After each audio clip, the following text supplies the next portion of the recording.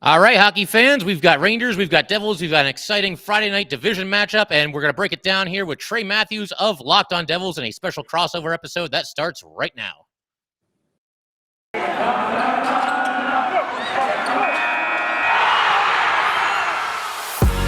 You're Locked On the New York Rangers, your daily podcast on the New York Rangers. Part of the Locked On Podcast Network, your team every day. All right, welcome Ranger fans and Devil fans, special crossover edition. Like I just mentioned, this is John Chick with Locked On Rangers, joined by my good friend Trey Matthews from Locked On Devils. Trey, it's been a while, man. How's everything going, and how excited are you for this division matchup on Friday?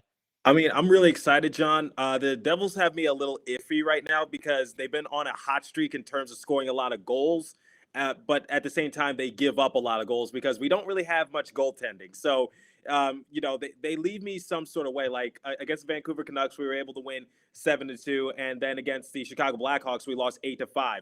Usually you could beat a team if you score 5 goals. But when you let up 8 goals and you let 2 players get hat tricks, it can leave you feeling some sort of way. But then again, we were able to score 7 goals on the Montreal Canadiens. We were able to score 7 goals against the St. Louis Blues. That could be wildly inconsistent, but somehow, some way, I don't know the exact number, but the Devils have become one of the more, I guess, one of the more interesting offenses in the entire league just because they're scoring so much lately. And it's something that a lot of people aren't talking about. Just like post All-Star break, the Devils have been scoring a lot of goals. I haven't been seeing anyone talk about it all that much, but I think it's something that we need to address, which is, Devils have gotten better on the offensive side of things. Defense and goaltending is still a work in progress, but we're getting there. So to answer your question, feeling a little iffy about the Devils, if I'm being completely honest. Fair enough. I mean, they have not lacked for entertainment in any of their post-All-Star break games here, but like you said, obviously some high-scoring games, and they got to tighten things up defensively a little bit. But, you touch on the goalie situation, and that's something that I wanted to ask you about anyway.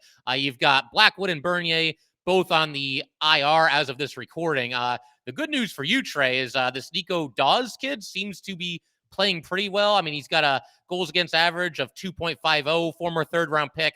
What are you seeing from him? I mean, I know he's just 21 years old and it's a small sample size, but what are you seeing from him? And is there any reason to believe that, he could become a fixture of Devils hockey going forward here?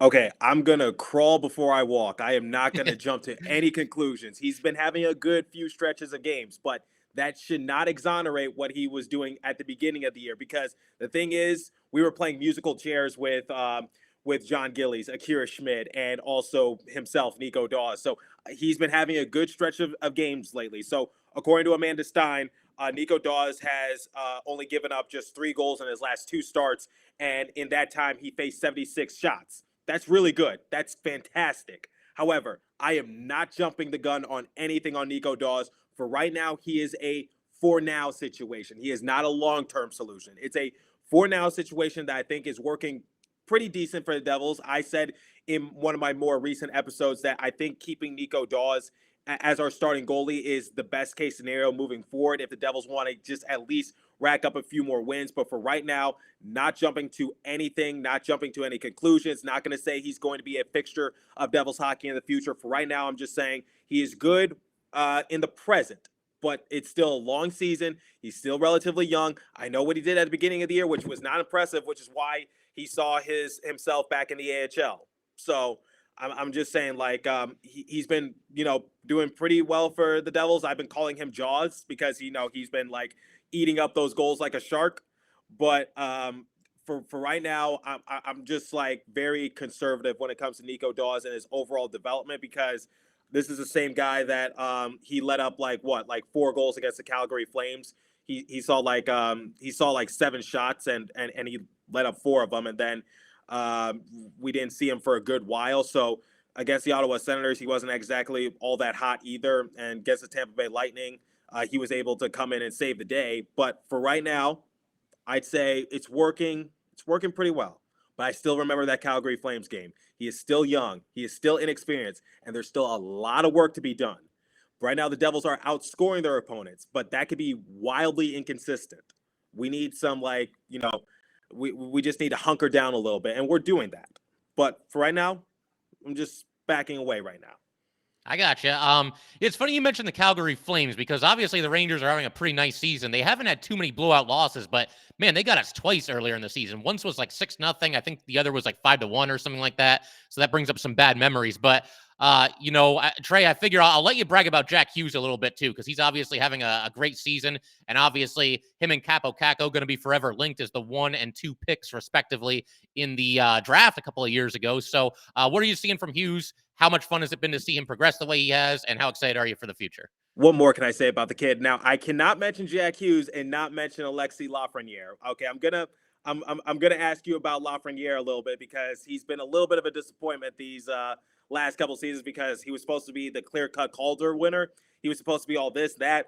NHL did a simulation on Shell saying like he was going to win all these accolades and stuff like that. I'm going to get on you a little bit on that, John. But going back to your question about Jack Hughes, what more can I say about the kid? He is taking the league by storm. An all-star this year, participating in the breakaway challenge.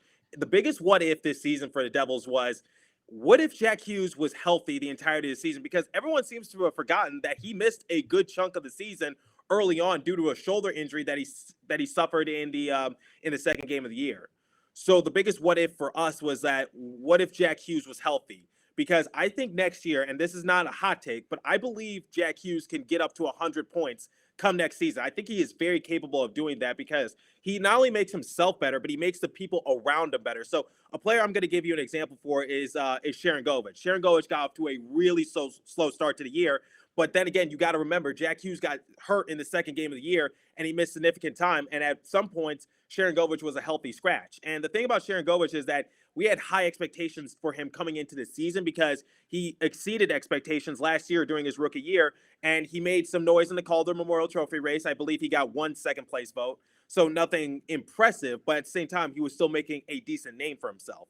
So the thing about Jack Hughes is that he not only makes himself better, but he makes the people around him better. So I'm going to brag about Jack Hughes, but I'm also going to brag about Jesper Bratt. Now, Bratt and Hughes don't play on the same line anymore, and that's best case scenario for the Devils because they need more options up and down their line combinations. But Jack Hughes does not have the season he is having if it's not for Jesper Bratt, because Bratt is having a career year right now, and he deserves a lot more respect because everyone just talks about Jack Hughes, and that's great and all, but while Hughes was out, the Devils were still within striking distance of trying to get tops into the Metropolitan Division, albeit the expectations weren't really, all that realistic, but they were still probable. So, but at the same time, who was keeping the Devils up afloat? It was Jesper Bratt. So, Jack Hughes has been phenomenal this season. I'm proud that the kid was an all-star. I'm proud that his career is developing. He'll be the first Devils player, and mark my words, because he's signed to an 8-year extension, so we have him for a long period of time. If all goes well for him, if he doesn't have any setbacks, if all just goes as planned, he'll be the first Devils player to reach 100 points in franchise history. Patrick Elias was 4 points away from 100, but he never reached 100. So Jack Hughes is about to make Devils history despite him being so young. Yeah, I mean, the talent is obviously there, and I know you wanted to ask me about Alexis Lafreniere. Any specific question, or you want me to just start talking about him? I mean, what's going on with them? Because, here we were having a discussion, like, I believe just like a year and a half ago, saying who's better, Lafreniere or Hughes, or who's going to become the more impactful player, albeit you guys are way ahead in the Metropolitan Division. So I'll give you credit where credit is due. You guys obviously got Adam Fox, won the Norris Trophy. You guys have a lot of hope despite being so young. But what's going on with Lafreniere? We can't just, forget about him. No, of course not. And it's funny you mentioned Lafreniere, Trey, because when we do a lot of these crossover episodes, I see you doing crossovers with different hosts as well. And this topic comes up when I do crossovers more than anything else is, what's going on with Alexis Lafreniere. Yes, to date, obviously we're past the midway point of his second season in the NHL. Did I think that he would probably have a few more points in his career at this point than he currently does? Yes, absolutely I did. But I think, overall, he has gradually progressed as these 2 seasons have gone on here. And when you look at a key change that the Rangers made in the lineup, you mentioned about how Jack Hughes has helped Sharangovich. I think there's something similar going on with the Rangers right now with Alexis Lafreniere, because for the most part, early in the season, he was playing mostly on the Ranger third line, and he was out there with Philip Hedl and Julien Gauthier. Now, Hedl and Gauthier they both show flashes. They both got tremendous speed. Gauthier in particular has some size to go along with that speed. I don't think there are two players on the Rangers who struggle to finish their scoring opportunities more than those two. And it reflected in Alexis Lafreniere's low assist total. I think there were times where, some of his passes, I don't want to be mean here, but it's almost like they were being wasted on guys like Hedel and guys like Gauthier. And now, right before the All-Star break and in every game since the All-Star break, we've seen the Rangers put Alexis Lafreniere on the top line with Mika Zibanejad and Chris Kreider. Obviously, both those guys are having tremendous seasons, and I think it has worked great for him. His scoring has seen an immediate uptick. And listen, I know people like to rag on Lafreniere a little bit. It's kind of the fashionable thing to do if you're not a Ranger fan. But, he's fourth on the team in goals. He's got a chance at a 20-goal season. And again, I know that everybody said generational talent and this, that, and the other thing. But, hey, he's 20 years old, closing in on potentially a 20-goal season. And I will say this as well. If the Rangers make the playoffs, which does seem likely right now, they still have some work to do, but it seems likely, and he lights it up in the playoffs, he scores a big overtime game winner, nobody is going to care at all that he is slightly underperformed in the regular season. I think especially with New York sports, that's especially true. You can become an instant legend if you have a big-time postseason. So we'll see what happens, but I do think Lafreniere is at least progressing in the right direction, even if he has underwhelmed to this point. Okay. I felt the same way about Jack Hughes because I think that's similar to his situation last year. Like, we saw improvement. It was night and day, but we just knew he could provide a little bit more. And it's the same with Nico Heischer. So, with Heischer, it's just like he's picked it up the last few games as well because Heischer has been, I think, giving him more help on his line combination has really done wonders for him. So, I think that's a similar situation to Nico Heischer. But then again, Heischer has been dealing with injuries. So that's what's kind of derailed him a little bit. But like I said, starting to pick it up. So I could see that. And you're right, in the big market that is New York, if Lafreniere is able to become like a hero in the playoffs or whatever the case might be, I think I think you were right. He does have a chance to maybe get his 15 minutes of fame, maybe. But like I said, big market. And another thing I want to ask you is where do you guys stand in terms of playoffs? Because I see your tops in the Metropolitan Division, but when looking at it, it's still relatively close in terms of just the top seeding at least. But are you comfortable with where you're at right now? Because I did pick you guys to make the playoffs, if I'm being completely honest. Or maybe just be that fringe team that just misses it, just like I think that was a similar situation you guys faced last year, but I just expected you guys to jump forward. So, you got the Hurricanes at the time of this recording, they have 78 points. Then the Penguins, 74. You guys have 71. And then the Capitals have 65. Not the biggest cushion in the world, but at the same time, if you were to fall to the fourth, I think, barring anything catastrophic, I think you'll still get a wild card spot. Yeah, I'm feeling you never get too comfortable because, you look at the standings right now, especially in the Eastern Conference, and there is a pretty massive divide between the 8 teams that are currently in playoff positioning and the 8 teams that are not. But I've been making this point on my podcast. All it takes for that to change is for one of the 8 playoff teams to go into a losing streak, a slump of some kind, and one of the non-8 playoff teams to catch fire. So you can never get too comfortable. But yeah, I'm thinking right now, it certainly looks like the Rangers are going to be a playoff team. And this was actually coming into this season. This is the 3rd season of Locked On Rangers. This is the first time where I said I actually expect them to be a playoff team. I thought it would be kind of a photo finish, maybe come right down to the wire like you were saying, Trey, but they've created some separation. That's obviously a good thing. We'll see what happens.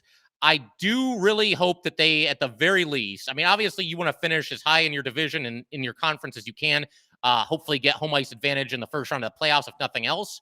The one big thing that I hope does not happen is them to fall back to 4th place. I don't think that'll happen, but I think the Canes are going to win this division, and they scare me more than anybody, if I'm being completely honest here, as far as a potential first-round matchup for the New York Rangers. And we saw what happened a couple of years ago, the playoff tournament in the bubble. It's not like the Canes beat them 6-0 every game, but they were just in total control of that series, swept them right out, and that was pretty much that. So, yeah, I'm feeling good, but obviously there's still some work to be done. There's still about 30 or so games to go, maybe about 28, something like that. But yeah, so far so good. And, Rangers looking good for the playoffs. Okay. Like I said, I think I picked you guys to either make the playoffs or just be that fringe team. But there's a couple players I want to talk about. So Adam Fox, sure. Obviously, Norris Trophy winner. How have you been liking his play so far this season? He's been awesome. You can pretty much pencil him in for an assist per night. Obviously, he won the Norris last season, and I think a lot of I've probably been guilty of it as well, but a lot of us, in the hockey media, especially with defensemen, sometimes, guys that are up for the Norris will kind of fixate on their offensive numbers, and that's all well and good. But I think Fox is just as valuable to the Rangers from a defensive perspective as well.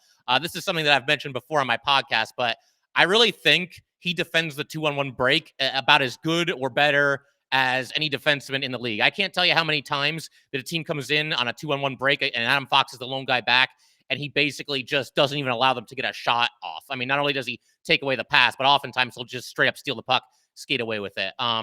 And obviously, he's a huge part of everything that the Rangers do. He plays big time minutes on the power play.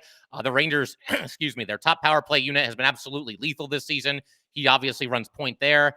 And on the penalty kill as well. The Rangers have a power play unit and a penalty kill unit that are both in the top 10 in the league, at least as of a couple of days ago when I checked. And he's been a huge part of that as well. So the guy's just a total package. I couldn't be happier that the Rangers locked him up long-term, the big 8-year deal in the offseason. And the crazy thing, Trey, is that he'll be a UFA. He'll still only be 31 years old when that happens. So it's not like he's going to be ancient. The Rangers might have to do another deal with him when that happens. But obviously we'll cross that bridge when we get to it. But something else I want to ask you about, Trey. We got to talk about PK Subban a little bit here because he's had a couple of questionable moments, shall we say, against the Rangers this season.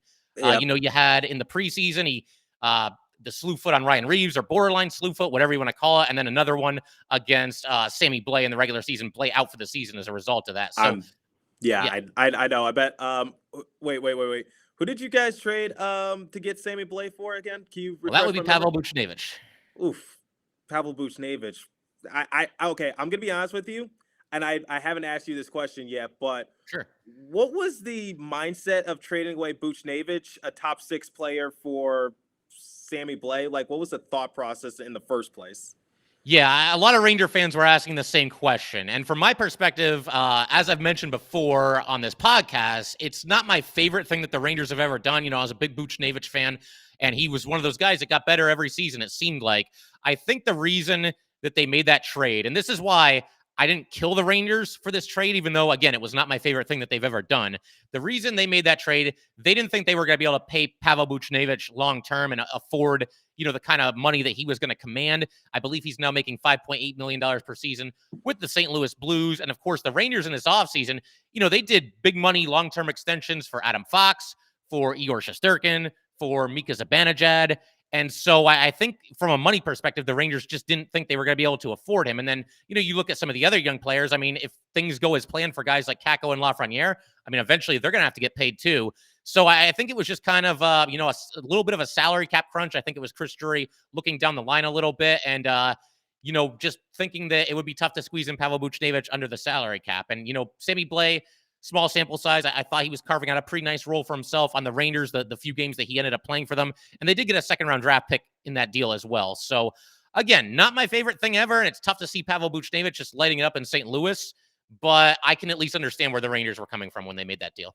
Okay, now back to PK Subban. Back to Subban, okay. Yes. Okay, so obviously the Reaves incident and the Blais incident that resulted in Blais going out for the entirety of the year. I've talked about it on my show, but it was so long ago that I kind of forget how the play was, but I get what you're saying. It was a slew foot incident. PK Subban's leg comes up just a little bit.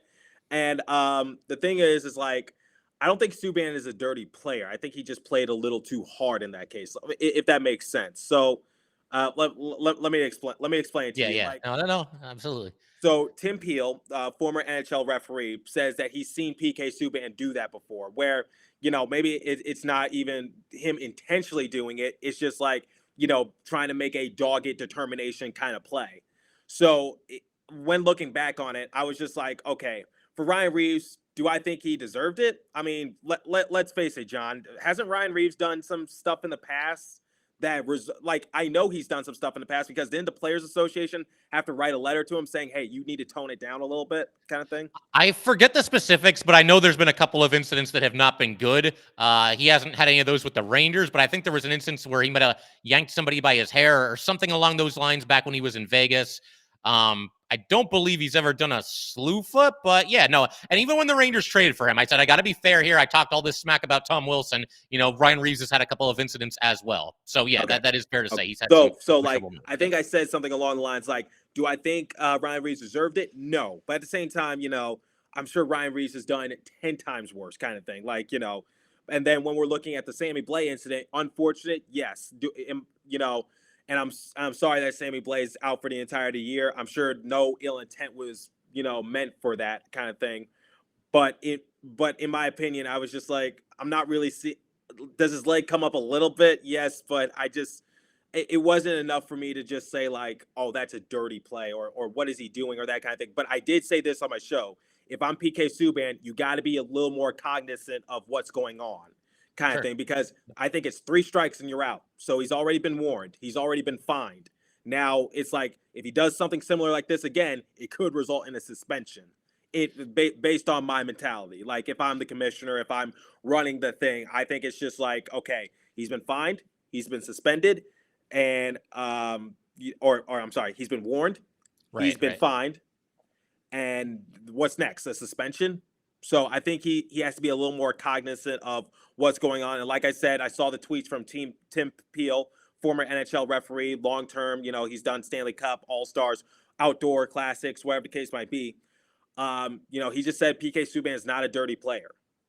He's just, sometimes he just makes boneheaded moves. And that's what's been going on for the Devils, not just PK Subban, but, we see the same thing from Damon Severson. Even Jack Hughes makes a few boneheaded mistakes. He made a boneheaded mistake against the Blackhawks that resulted in Patrick Kane getting his hat trick. So like I said, was it unfortunate that those things happened? Yes.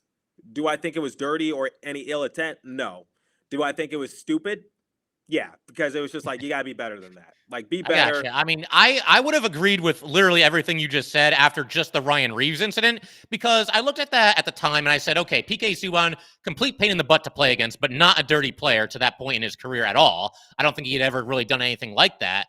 And the other, point that I made at that time was, why would you want Ryan Reaves mad at you, right? Like that, why would anybody want Ryan Reaves mad at them?